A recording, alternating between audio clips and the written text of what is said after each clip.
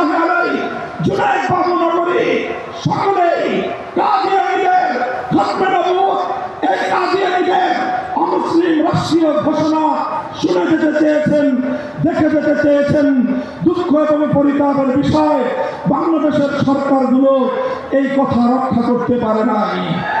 আমাদের আমির হেফাজত আল্লামা মুহিবুল্লাহ বাবু নগরী হায়াতে আছেন, তার নেতৃত্বে পীর সাহেব মধুপুর যেটা তুলেছেন, এবার কাদিয়ানীদের অমুসলিম ঘোষণা দাবি আদায় করার জন্য যদি প্রয়োজন হয় আবার বাতিলের মতো ভাগবত করতে হবে।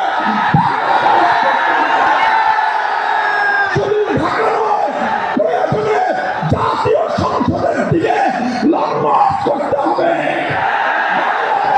অবরুদ্ধ করতে হবে, সকল রাজনীতি বন্ধ করে দিতে হবে, পার্লামেন্ট অচল করে দিতে হবে, সচিবালয় বন্ধ হয়ে যাবে, বাংলাদেশ থমকে দাঁড়াবে।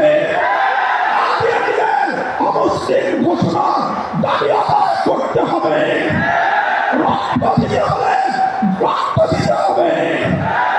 জীবন দেওয়ার জন্য, খতমে নবুয়তের দাবি আদায়ের জন্য মাথায় কাফনের কাপড় বেঁধে শহীদ কাছে যেতে কারা প্রস্তুত? দাবি আদায় হবে।